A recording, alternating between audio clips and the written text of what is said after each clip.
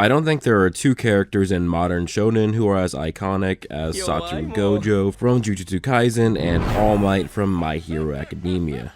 Both heralded as the strongest of their time, or possibly even the greatest ever. Both of these series are tremendously popular and are bound to go down as some of the greatest and most successful shonen of all time, due in large part to both of these characters. Satoru Gojo was one of the mentor figures for main character Yuji Itadori, but was ultimately sealed away in Shibuya by Kenjaku's prison realm. All Might was a mentor figure to Deku as he gave him advice on how to use his one-for-all powers, but became less prominent in the series once he lost his ability to use the one-for-all powers. But even when both these characters were seemingly retired for good, you could still see the massive weight they had on the narrative even in their absence, and we could see how important these figures were. But what would happen if Satoru Gojo and All Might were forced to fight each other? Would All Might's sheer power and speed be enough to bypass Gojo's infinity, or would he end up frozen in space before falling within Gojo's unlimited void domain expansion? If you guys end up enjoying this video, please leave a like, comment, and subscribe, and turn on notifications. Toshinori Yaga, otherwise known as All Might, is a 7'3", 600-pound behemoth of a man who is the 8th wielder of the quirk known as One For All. One For All allows for the wielder to store up or stockpile energy to give them superhuman levels of speed and physical strength. Though let's keep in mind that All Might was probably superhuman even before he got the quirk One For All. We do know that there are characters in My Hero Academia who, even if they have lost their quirks, can show that they have superhuman levels of feats. For example, Knuckle Duster. He lost his quirk and he still has superhuman speed, strength, and durability. Another example was Mirio.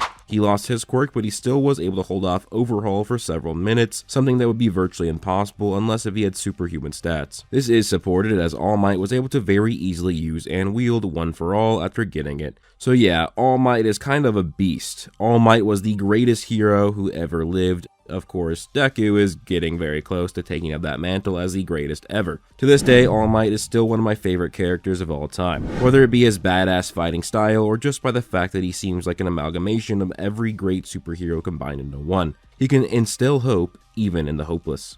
While All Might doesn't have a lot of actual abilities, all he does is use his One For All quirk to stockpile energy and then use it to have superhuman levels of speed and strength. Well, that doesn't take from the fact that he's a very versatile fighter. All Might is a master at fighting, as despite having comparable stats to All For One, but not having nearly the amount of abilities because of all the quirks he stole, All For One had built up over 100 years of fighting experience, and yet All Might was still able to defeat him in battle. Let's not discount All Might's toughness. I consider toughness when it comes to power scaling or versus battles, it's your ability to fight through pain and injuries. You might have somebody that's stronger and more durable than you, but for example, if they get stabbed, they might not be able to fight on. Well, All Might was disemboweled by All For One and was still able to defeat him and fight on. Meaning that if you do land a considerable blow on All Might, it doesn't mean you are guaranteed the victory. Now, it is actually kind of hard to scale how strong All Might is because the majority of his feats on panel or on screen are out of his prime, as All Might, even in Chapter 1 of My Hero Academia, is nowhere close to back when he actually defeated All For One.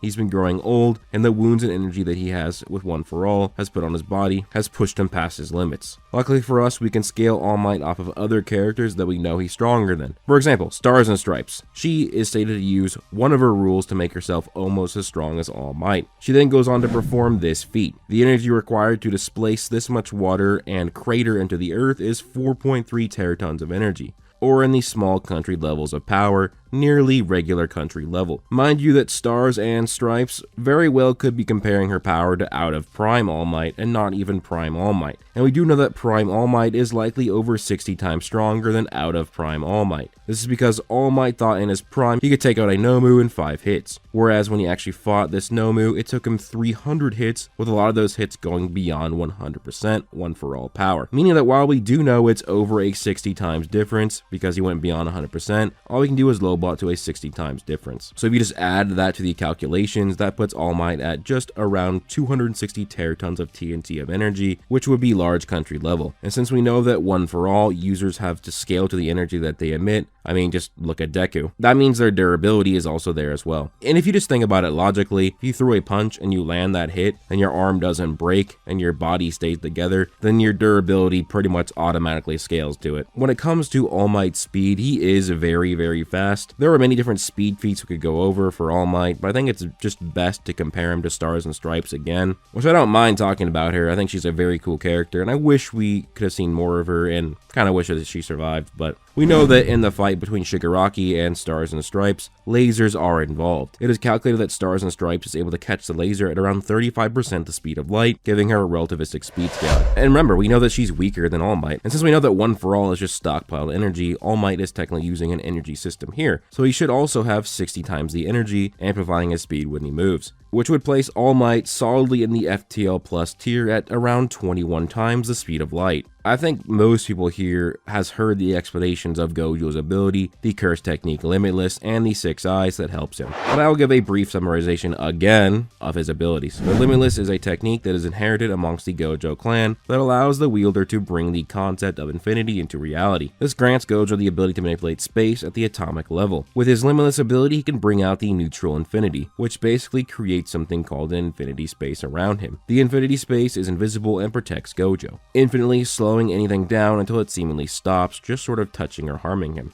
Infinity processes anything that encroaches Gojo and will let things pass through if it can decipher them to be a friend, not foe. Then there is Gojo's Blue, which is when he augments the infinity space with more cursed energy. This causes him to create impossible situations such as -1 apples, thus creating something akin to a gravitational pull that sucks in opponents. When Gojo applies positive energy to his infinity, it creates red, which is the opposite of blue, and is more so a push than a pull. It is more powerful than blue, and it's implied to be a 2 times difference. Then there is Gojo's Hollow Purple. Hollow Purple is the merging of blue and red to create an attack that is both push and pull, and far more powerful than the attacks individually. Gojo's ultimate attack is his domain expansion called Unlimited Void. Domain expansion is Gojo using curse energy to create a space that personifies the curse technique of his soul. Inside the Unlimited Void dwells unlimited information. Inside the domain, Gojo is amped to be stronger and his attacks are guaranteed to hit, as this is the rule of the domain. What this would mean is that Gojo's opponents are hit by the information of the immeasurable void, 6 months of information every 0.2 seconds.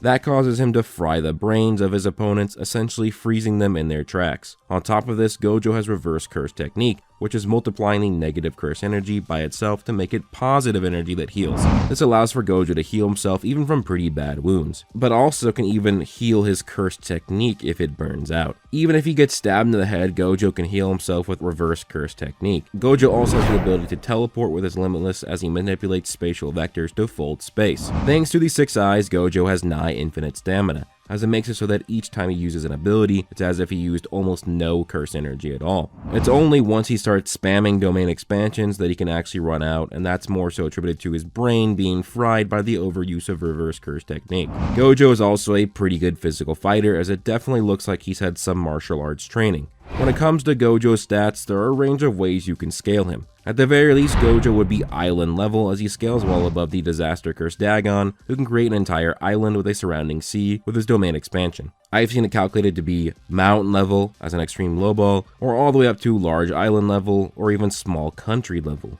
which is consistent because there are other calculations of a casual Gojo causing a massive earthquake while at the bottom of the sea, which is a large island to small country level calculations. Mind you, that was on accident, and he trained to get even stronger after this point. Now, small country to country level seems fine for Gojo, who's supposed to be the first or second strongest sorcerer of all time, depending on who wins between him and Sukuna. But crazy enough, there are even higher levels of scaling for Gojo's attack potency, as fellow special grade Yuki Tsukuma would show the best feat in Jujutsu Kaisen, as she would turn herself into a black hole that was stated to have the power to destroy the entire world. And it would have, if not for her own Tengen's barrier and Kenjaku's anti-gravity technique suppressing it. If you want to argue that because Gojo is supposed to be stronger than Yuki, that would mean that he would have planetary attack potency and durability himself. But I understand if you wouldn't want to use that because it might seem like an outlier, but there are statements that can support it, such as it being stated that finger bearers of Sukuna have the ability to destroy the world as we know it, which then could make 20-finger Sukuna planetary as well, and that would make sense for Gojo to be planetary because he's been swapping hands with Sukuna for several chapters now. Now, really when it comes to speed for Gojo, Jujutsu Kaisen has a lot to make up for. People will say things like Chozo's piercing blood being the speed of sound, or they'll take things like Maki being outsped by Naoya, who is stated to be Mach 3, and apply that to Gojo being slow. Now, the issue with Jujutsu Kaisen Kaisen power scaling is that a lot of the narrative claims are contradicted by actual feats in the series.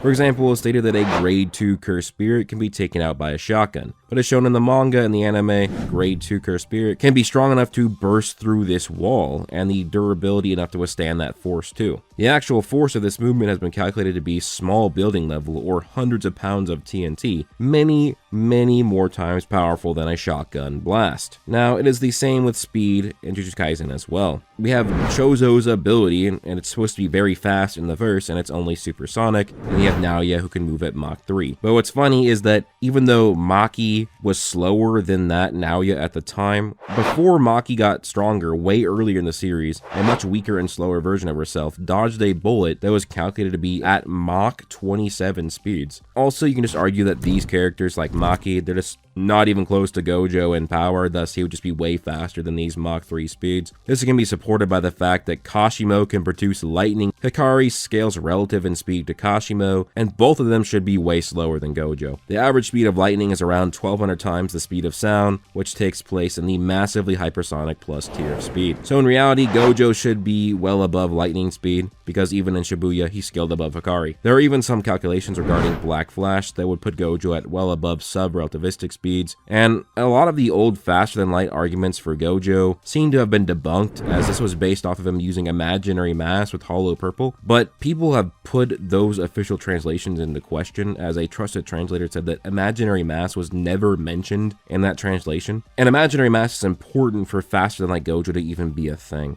as that was all based off of tachyon particles, which are involved in imaginary mass, and tachyon particles always move at faster than light speeds. But then again, I also just watched the anime adaptation of Hollow Purple, and that translation team also included the term imaginary mass, so I will admit Gojo is definitely massively hypersonic, probably sub-relativistic, or even higher. Faster than light is possible at the high end, but it's just way too up in the air to say whether or not he is. And no, Gojo is not inaccessible or immeasurable speeds. People argue that he is because he moved in Prison Realm. It seems to be that he just doesn't have the actual physical effects of time, or it seems that the conditions of the Prison Realm allow for Gojo to move, which that should work out because it seems that Prison Realm follows similar principles to a binding vow, which the vow does have a condition that Gojo has the choice to kill himself, which would mean that the realm allows him to move in 0 time, as it would give him the chance to even end his life. So no, he's not inaccessible speed. There's also a bunch of other feats that contradict that, but so yeah, Gojo's around country level, possibly planetary, with massively hypersonic to sub-relativistic speeds, and some of the best abilities in fiction. Now, this battle can actually be pretty interesting. It's a lot closer than I thought at first, as All Might seems to have a pretty significant speed advantage. But I think the question is, and this is probably what everybody's here for, is can All Might get past infinity? So if All Might tried to punch or kick Gojo, he would just stop it with the infinity technique, as it would just slow All Might down infinitely.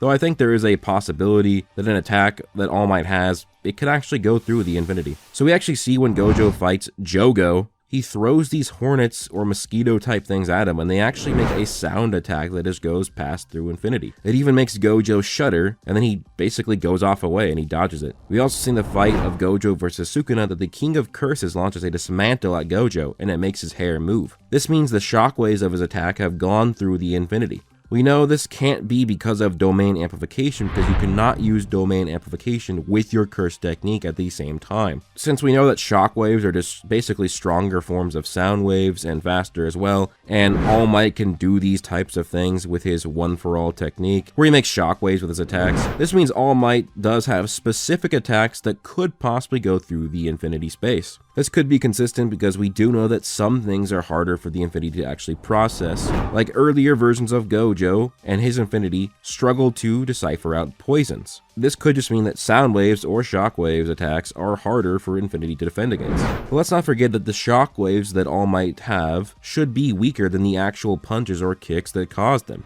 And because if you use the small country to country level scaling for Gojo, and All Might's like large country level, they're probably not guaranteed to one-shot him. They probably would still damage him, but not to a considerable degree, and Gojo would just use reverse curse technique to heal. The other thing that All Might has a considerable advantage in here is that he has more consistent FTL plus speed scaling, meaning that All Might would just be dodging Gojo's blue, red, or purple. So I think that Gojo would start off with trying to land a bunch of hits on All Might, but none of them would hit. And then we have All Might trying to get past the infinity, but failing, and only his shockwaves getting through. But I think Gojo is a smart enough fighter to recognize that All Might can damage him, and All Might is a lot faster than him. But I think he will also recognize that All Might will be tiring out. Funny enough, I think that stamina is going to be a very important factor in this fight. Since it says Prime All Might, we know that he also has really good stamina too, as he was able to do hero work for 72 hours straight back in his prime. Compare this to Gojo. He also has really good stamina. He was able to fight for 48 hours straight with no sleep back when he was just a teenager protecting the Star Plasma Vessel. I think that because Gojo didn't have his full development of 6 eyes and probably has more cursed energy now as an adult, he probably has way better stamina than this.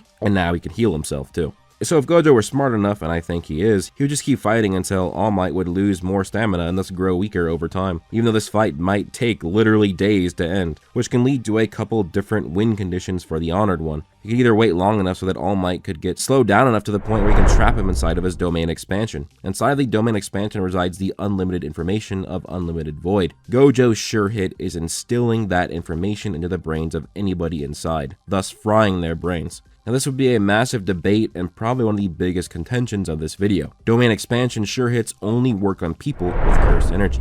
Now, of course, in My Hero Academia, cursed energy does not exist. Now we know that in Jujutsu Kaisen, even regular humans have cursed energy. They just have a lower amount of it and they don't know how to control it. So you could argue that All Might should have cursed energy because he's a human and he does have negative emotions. But if we did verse equalization, All Might would probably not have cursed energy because he'd be a lot more like a person with heavenly restriction. Like how Toji or Maki don't have any cursed energy, and thus they cannot be seen by a domain's sure hit. Now the issue is if you want to say that this is not very fair to Gojo, and we should just give All Might cursed energy so that Unlimited Void works on him, well remember, One For All is stockpiling energy, and All Might has a good control of that energy that he stockpiles. Which means All Might has good energy control. And if you're giving All Might cursed energy, then you are also amping him to a considerable degree, because it would be unfair to give him cursed energy, but then to say he couldn't control it. And at that point, it probably just realized that he has cursed energy, because he does have good sensory abilities. And I think that if All Might just gets cursed energy in the scenario, he would become so powerful that he could probably defeat Gojo if he gets that access to that additional energy system. So I think it's better to say that All Might doesn't have cursed energy. The other thing that needs to be stated about All Might interacting with Unlimited Void is that because he has vestiges inside of him, he might have resistance to it. We saw this when Deku, very early on into his One For All career, is able to resist Shinzo's brainwashing quirk, as the vestiges inside of him broke him out of it. Now this actually means it's very possible that if All Might somehow gets trapped inside of Unlimited Void, and the information is taking over, the vestiges might save him. They might either snap him out of it, or they might take the brunt of the effects themselves. As we do see, Gojo's Unlimited Void is 6 months of information every 0.2 seconds. If the souls of the past One For All users can take on the effect of the Unlimited Void, then All Might could possibly withstand it. It could be something similar to how Megumi took the brunt of the actual burden of Unlimited Void when Sukuna was fighting Gojo. But I don't think Gojo actually needs the Unlimited Void's sure hit to defeat him. If he's already allowed All Might to get to the point where they have comparable stats, and got him to the point where he trapped him inside of the domain expansion would still buff Gojo, thus giving him a bigger stat advantage, probably to the point where he can defeat All Might in a battle. Also, let's bring back up Hollow Purple. A lot of people argue that purple was existence erasure because it's imaginary mass. That's a little iffy again, because there are different translations and they kind of conflict with each other, but you can still just argue that if you use the databook for JJK, Hollow Purple was able to damage the Cursed Tool storage spirit that is stated to be a 4th dimensional space, which would mean that Hollow Purple has 4th dimensional hacks. So if Gojo lands a Hollow Purple on All Might, he should get the victory. Now I've been discussing the actual battle as mainly using Gojo's small country level meta. If we scale him above Yuki or Kenjaku, then he might have planetary scaling. Then if you use planetary level Gojo, it's not really a debate here. All Might's attacks would never damage him, and thus the stamina would drain way quicker, and Gojo would probably defeat All Might with just a punch, because we do know that he uses his curse technique to amplify the power of his attacks, even just as physical attacks. So while I think it is possible for All Might to win here, I think it is more likely that Gojo would take the victory, as even if we just take his low end scaling, his stamina and abilities will keep him alive long enough to actually tire out All Might and defeat him. Maybe if Toji came back from the dead and gave All Might some cursed tools, he could take the W here, but that would not be a fair situation. Now, one thing I do want to say is that people argue that, oh, well, All Might, that's 72 hours of being a hero, versus Gojo was fighting for 48 hours. Remember, the comparison here is not very fair. It is a teen Gojo versus a prime All Might. So I think that if you go with current prime Gojo, his stamina would be better than current All Might. But let me know your thoughts down below. If you want more JJK cross-verse videos, you can subscribe and check out my video where I talked about Asta versus Gojo. I'm thinking about also coming back to making My Hero Academia content, so comment down below if you have any specific ideas you have. Don't forget to leave a like, subscribe, turn on notification, and follow me on Twitter and Discord, link below. Also, if you want to hear more from me, you can become a member to the channel and get access to exclusive videos every single week. With that being said, I hope you guys all have an amazing day. Peace out.